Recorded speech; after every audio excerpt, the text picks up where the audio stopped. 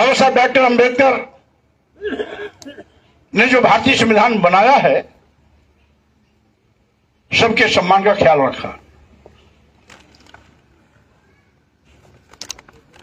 यह केवल एक बौद्ध ही कर सकता है। अगर बाबा साहब डॉक्टर अंबेडकर चाहते तो बदले की भावना से संविधान में उनके खिलाफ व्यवस्था दे सकते थे। जिन लोगों ने इस देश के 90% लोगों को हजारों साल तक गुलाम बनाया, धन धरती शिक्षा सम्मान से वंचित किया, जानवर से बदतर जिंदगी जीने के लिए मजबूर किया, इंसान को इंसान कभी समझा ही नहीं। लेकिन बाबा साहब डॉक्टर अंबेडकर ने उस संविधान में किसी के साथ भूल करके भी भेदभाव की कहीं आंच नहीं आने पाई, इस बात की कोशिश किया। सभी को समान रूप से सबके सम्मान और स्वाभिमान का ख्याल रखते हुए भारतीय संविधान को दिया। और इसीलिए बाबा साहब डॉक्टर अंबेडकर ने कहा था, मेरे मर जाने के बाद लोग ये ना समझे कि डॉक्टर अंबेडकर मर गया है। जब तक यह भारतीय संविधान इस देश में रहेगा, तब तक डॉक्टर अंबेडकर जिंदा रहेंगे, आप लोगों के बीच में रहेंगे। ये डॉक्टर अंबेडकर ने कहा। आज जब तक कि भारतीय संविधान पर कुछ काला छाया मंडरा रही, कुछ काली छाया मंडरा रही, कुछ लोगों के पेट में ऐंठन हो रहा है इस संविधान को बदलने की फिराक में।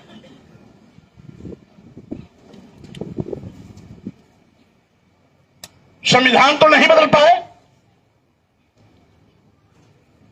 लेकिन संविधान की व्यवस्था के साथ तो खिलवाड़ करने से बाज नहीं आ रहे हैं। इनको राजधर्म और राष्ट्र धर्म अगर सीखना है सत्ता में बैठे हुए लोगों को, तो डॉक्टर अशोक से सबक सीखना चाहिए।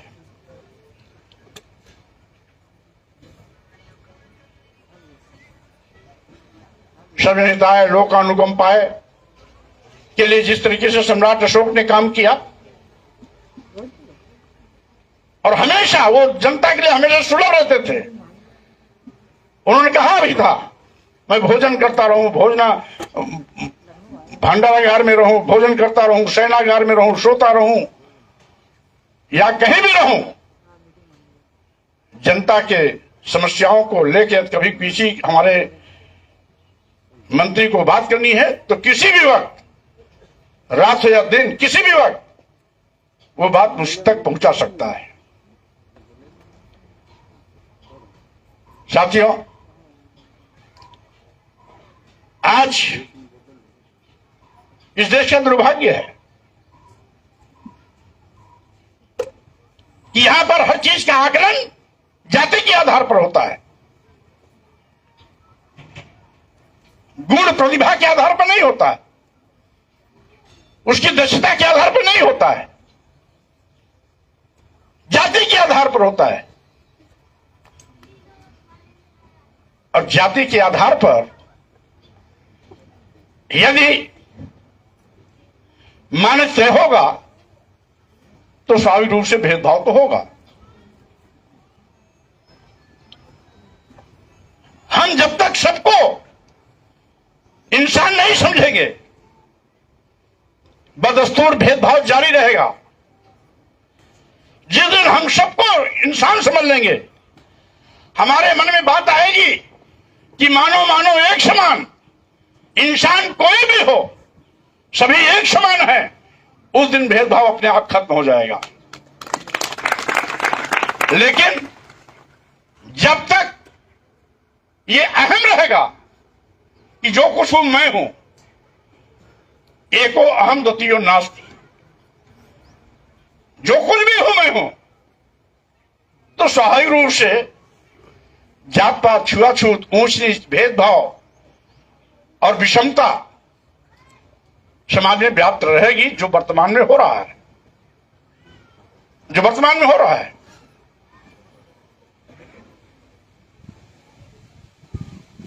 अभी आप लोगों को भी सोशल मीडिया के माध्यम से जानकारी मिली होगी, बीएचयू बनारस हिंदू विश्वविद्यालय, एक सोनकर समाज का लड़का जो 7 बार लगातार नेट की परीक्षा पास किया,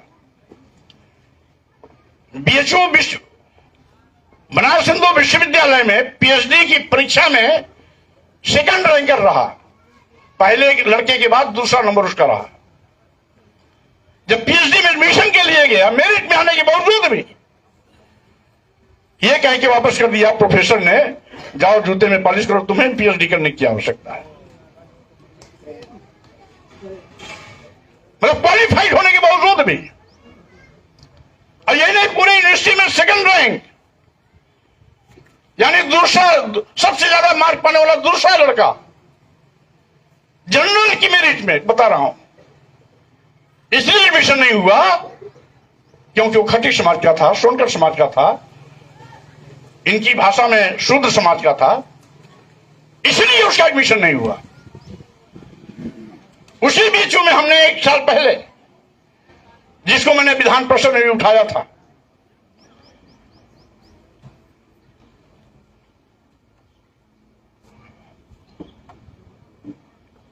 इंजीनियरिंग में पोस्ट ग्रेजुएशन में, इंजीनियरिंग के पोस्ट ग्रेजुएशन में 8 सीट थी, 8 में बच्चे सेलेक्ट भी हुए, टेस्ट में 8 बच्चों का सिलेक्शन भी हुआ। उस 8 बच्चों में एक भी शेड्यूल कास्ट का नहीं था, एक भी शेड्यूल टाइप नहीं था, मात्र एक बैकवर्ड कास्ट का लड़का था, प्रजापति समाज का। 8 में से जिसका रैंक था 5वां, 5 के पहले 4 का एडमिशन हो गया, और 5 के बाद 3 का भी एडमिशन हो गया। 5वें नंबर पर जिस पर प्रजापति समाज का लड़का था, उसके आगे लिख दिया गया not found suitable, not found suitable. नारा देंगे सबका साथ, सबका विकास, सबका विश्वास, और जाति बात का जिस तरीके से घिरौना खेल इस सरकार में चल रहा है, मैं समझता हूं इस सरकार को एक क्षण भी सत्ता में नहीं रहना चाहिए। इस बात को हम केवल सम्राट अशोक की बात कर लेंगे, बुद्ध की बात कर लेंगे, केवल बात इससे नहीं बननी है। सम्राट अशोक ने जिस लोकतंत्र को मजबूत किया, आज वो लोकतंत्र खतरे में है। बुद्ध ने जिस लोकतंत्र के लिए राजपाट छोड़ा था, उस लोकतंत्र पर काले बादल मंडरा रहे हैं। आज इंसानियत का कत्लेआम हो रहा है। जाति के नाम पर अगर ये भेदभाव होगा तो स्वाभाविक रूप से न्याय किसी को नहीं मिल पाएगा। आज हमने तो 1-2 उदाहरण दिया। अभी 1 महीना पहले रेलवे में एक भर्ती हुई थी। जितने भी आरक्षित वर्ग के SC, ST, OBC के लोग थे, जब सिलेक्शन में पहुंचे इंटरव्यू में, तो सबको नॉट फाउंड सुटेबल कर दिया गया। और जिसको EWS को मात्र 10% आरक्षण मिलना चाहिए, उनको 45% सीट दे दी गई। आज ये भेदभाव चरम पर है। इसलिए कि सरकार ही जब जातीय दुर्भावना से काम कर रही है, तो स्वाभाविक रूप से सरकार के इशारे पर सारे अधीनस्थ अधिकारी भी उसी प्रकार का काम करना शुरू कर देते हैं जैसा कि ऊपर वाले करते दिखाई पड़ते हैं। आज इस पूरी दुनिया में समतामूलक समाज बनाने का जो नींव तथागत बुद्ध ने रखी थी, सम्राट अशोक के जमाने में जो बहुत ही मजबूत सशक्त हुई। और साथियों, आज बाबा साहब डॉक्टर अंबेडकर ने भारतीय संविधान के माध्यम से जिस जिस समतामूलक समाज की स्थापना की बात संविधान के माध्यम से की, उस पर तलवार लटक रही है। आज ये विषय चिंतनीय है। जब मैं इंसानियत की बात करता हूं, मैं भेदभाव खत्म करने की बात करता हूं, मैं कहता हूं जात के आधार पर, जाति के आधार पर भेदभाव बंद हो,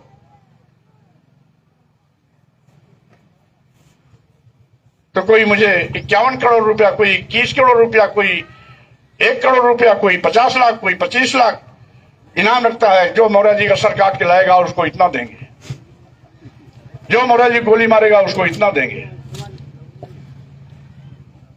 जो मौर्य जी का हत्या करेगा उसको इतना देंगे, जो हाथ काटेगा इतना देंगे, जो जबान काटेगा इतना देंगे। क्या मैंने बोला? यही मैंने कहा ना, उस किताब को, जिस किताब में लिखा गया हो कि ढोल गंवार सूद पशु नारी सकल ताड़ना के अधिकारी, उसको उस किताब से बाहर करो, अन्यथा इस पुस्तक पर बैन लगाओ। इस देश की महिलाएं, अगर 140 करोड़ आबादी देश की है तो 140 करोड़ में लगभग 70 करोड़ महिलाओं की संख्या है। क्या इस देश की महिलाएं मारने पीटने की पात्र है, प्रताड़ित करने की पात्र है? शूद्र जो इस देश की आबादी का 90% है, क्या मार खाने के लिए पैदा हुआ है? इस प्रकार की बकवास बंद करो, ऐसी गलत चीजों को किताब से बाहर करो या इस पर बैन लगाओ। क्या मैंने गलत कहा था?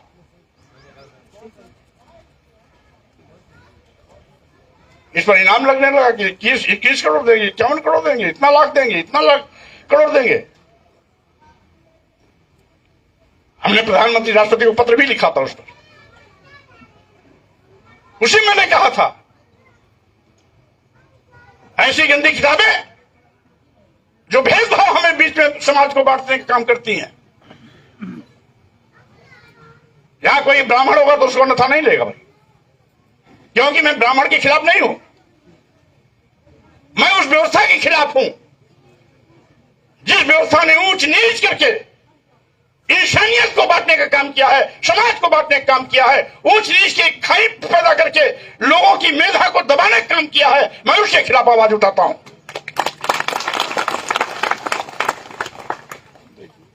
लिख दिया, पूजे ही विप्र सकल गुणहीना। चलो इतना आप लिख देते, हमें कोई अन्याय, हमें कोई नाराजगी नहीं। पूजे ही विप्र सकल गुणहीना से हमें कोई इतराज नहीं। जो आगे लिख दिया कि पूजे ही शूद्र गुण ज्ञान न प्रवीणा, यानी गुणी भी है, ज्ञानी भी है, ज्ञान में दक्ष भी है, ईश्वर भी है, तब भी उसका सम्मान मत करो, इससे इतराज है। और यही कारण है कि बाबा साहब डॉक्टर अंबेडकर दुनिया का सबसे बड़ा विद्वान होने का गौरव प्राप्त करने के बाद जब भारत में आते हैं तो इसी भेदभाव के चलते उनको कदम कदम पर जाति अपमान के कड़वे घूंट पीने के लिए मजबूर होना पड़ता है। और उस कड़वे घूंट को पीते पीते जब आज ही आ गए तो अनचाहे उन्होंने कहा, मैं हिंदू धर्म में पैदा हो गया, मेरे बस में नहीं था, लेकिन मैं हिंदू होके नहीं मरूंगा, ये मेरे बस में है। और इसका कारण है कि 1956 में नागपुर की दीक्षा भूमि पर लाखों लाख लोगों के साथ उन्होंने अपनी कही हुई बात को सच साबित किया, बौद्ध धर्म स्वीकार करके साबित कर दिया कि मैं हिंदू होके जरूर पैदा हो गया था, क्योंकि मेरे बस में नहीं है, लेकिन अब मैं हिंदू होके नहीं मरूंगा। आज मैं लाखों लोगों के साथ बौद्ध धर्म ग्रहण कर रहा हूं। अब डॉक्टर अंबेडकर एक बौद्ध होके मरेंगे, हिंदू होके नहीं मरेंगे। नागपुर की दीक्षा भूमि में उन्होंने बौद्ध धर्म ग्रहण करके इस बात को इंगित कर दिया और इस देश के बहुजन समाज के लिए एक रास्ता दिखा दिया। अरे बहुजन समाज के लोगों, तुम्हारे सम्मान और स्वाभिमान का रास्ता बुद्ध के रास्ते जाता है, क्योंकि बुद्ध के दर्शन में जात पात छुआछूत ऊंची नीच नहीं है। जो भी इंसान है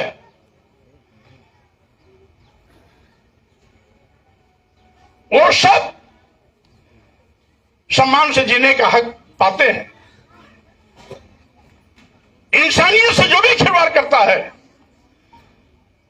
जो भी इंसानों को बांटने की कोशिश करता है, सबको अपने गले लगाता है। धर्म तो भाईचारे का नाम है, धर्म तो एकता के सूत्र में पिरोने की माला का नाम है, धर्म तो करुणा मैत्री बंधुत्व पर आधारित समाज की रचना का नाम है। लेकिन पंचवर्षम तो ब्राह्मणम शतवर्षम तो क्षत्रपा, पिता पितरो बीजान्यात ब्राह्मण तयो पिता, यानी क्षत्रिय और ब्राह्मण में रिश्ता बताया है कि 5 साल का ब्राह्मण 100 साल के क्षत्रिय का बाप है। यह मनुस्मृति कहती है। आप पढ़ लेना भाई। हाँ यही है। पंचवर्षम तो ब्राह्मणम शतवर्षम तो क्षत्रपा, पिता पितरो बीजान्यात ब्राह्मण तयो पिता। 5 साल का ब्राह्मण 100 साल के क्षत्रिय में पिता पुत्र का संबंध है, जिसमें 5 साल का ब्राह्मण 100 साल के क्षत्रिय का बाप। मनुस्मृति। रानियां रह गई, रानियां ब्राह्मण के यहाँ जाकर के व्यवस्था चली। उनको इसकी चिंता नहीं है, उनकी चिंता औरंगजेब की है। औरंगजेब ने अपने बाप को बंधक बनाया, इतने लोगों को मार दिया, इसलिए वो क्रूर था। लेकिन परशुराम ने 21 बार इस धरती से क्षत्रियों का नरसंहार करके क्षत्रिय विहीन जमीन को कर दिया। लेकिन वो भगवान है, वो परशुराम भगवान है, क्योंकि वो ब्राह्मण है। औरंगजेब तो उससे बहुत 1/10 भी नहीं मारा। पूरी जमीन से, पूरी धरती से 21 बार क्षत्रियों का नरसंहार कर क्षत्रियों को समाप्त कर दिया। हमारे योगी जी को नहीं मालूम। अगर जिस दिन उनको याद कोई करा दे कि तुम बड़ी बात दिखाते रहते हो, बड़ा वाहवाही लूटते रहते हो, किसी को नीचे पहुंचाते रहते हो, किसी को ऊपर पहुंचाते रहते हो, लेकिन परशुराम ने तुम्हारे और तुम्हारे बाप दादा पुरखों को 21 बार इस जमीन से उच्छिन्न कर दिया था। कहां चले गए तुम? न करणी सेना दिखाई पड़ी। आज तक करणी सेना की हिम्मत नहीं जाके परशुराम की मूर्ति उखाड़ फेंक दे। वो आगरा के सांसद पर हमला इसलिए कर दिया क्योंकि वो दलित है, जाटो है, चमार है, इसलिए कर दिया ना। अगर रामलाल जी सुमन ब्राह्मण होते तो क्या करणी सेना की हिम्मत पड़ती जाकर के उनके घर पर उत्पात करने की? रामजी लाल सुमन अगर क्षत्रिय समाज में पैदा हुए होते तो क्या करणी सेना की हिम्मत पड़ती उनके घर में जाकर के उत्पात करने की? वो इसीलिए चले गए। स्वामी प्रसाद मौर्य पर तो जुमाना तमाम ये बोली लगाते हैं, सुपारी देते हैं। हमने कह दिया हिंदू धर्म नाम का कोई धर्म ही नहीं है। तो हमारे लिए सैकड़ों धमकी आने लगी। कोई जान से मार रहा है, कोई सिर्फ तलवार से उड़ा रहा है, कोई गोली मारने का फरमान जारी कर रहा है। लेकिन माननीय सर्वोच्च न्यायालय ने 1995 में अपने एक आदेश में इस बात को कहा कि हिंदू धर्म नाम का कोई धर्म नहीं है, यह केवल जीवन जीने की एक शैली है। 2 बार मोदी जी बोल चुके हैं यही बात, एक बार भारत में, एक बार अमेरिका में, और 2 बार भागवत आरएसएस के प्रमुख भागवत जी बोल चुके हैं। और 3 महीना 4 महीना पहले गडकरी जी एक प्रेस में सीधे लाइव में बोल चुके हैं। उनके खिलाफ कोई धमकी देने नहीं है, क्योंकि वो स्वामी प्रसाद मौर्य घर में नहीं पैदा हुए हैं। अगर स्वामी प्रसाद मौर्य के परिवार में पैदा हुए होते तो भागवत जी को भी लोग गोली मारने का ऐलान कर देते, मोदी जी का भी जुबान काटने का ऐलान कर देते। लेकिन इत्तेफाक से ये तथाकथित ऊंची जात में पैदा होने के नाते कुछ भी कह दें, इनके साथ खून माफ। अगर स्वामी प्रसाद मौर्य बोल देते हैं, रामजीलाल सुमन बोल देते हैं, तो पूरे इस पृथ्वी पर भूचाल आ जाता है। तथाकथित ऊंची जातियों के पेट में इतना ज्यादा ऐठन शुरू हो जाता है कि उछलने कूदने लगते हैं। मैं कहना चाहता हूं, बुद्ध की बात को तो अनचाहे मोदी जी भी स्वीकारते हैं, लेकिन सामूहिक रूप से बुद्ध का नाम लेने से परहेज करते हैं। भारत में नहीं बोलते बुद्ध, भारत में बुद्ध का नाम नहीं लेंगे। चीन, जापान, म्यांमार, थाईलैंड, बर्मा कहीं भी जाएंगे तो बोलेंगे, अमेरिका जाएंगे तो बोलेंगे, लेकिन भारत में रहेंगे तो बुद्ध का नाम भूल के सपने में नहीं लेंगे। जब राष्ट्रसंघ की बैठक में गए, यूनाइटेड नेशन की बैठक में गए, आतंकवादियों के खिलाफ बात चली, तो वहां मोदी जी बोले थे, हम उस भारत के हैं जहां बुद्ध पैदा हुए, और जहां बुद्ध है वहां युद्ध नहीं है। जहां बुद्ध है वहां युद्ध नहीं है। वहां पर बुद्ध बोल सकते हैं, लेकिन भारत में बुद्ध नहीं बोलेंगे, क्योंकि यथार्थवादी लोगों का चाबुक उनके ऊपर भी है। जिस दिन वो बुद्ध की बात बोलने लगेंगे, सही मायने में अंबेडकर की बात बोलने लगेंगे, संविधान की बात बोलने लगेंगे, उस दिन यहां के जो मठाधीश है, धर्म के ठेकेदार हैं, वो सब मिल करके मोदी जी भी छुट्टी कर देंगे।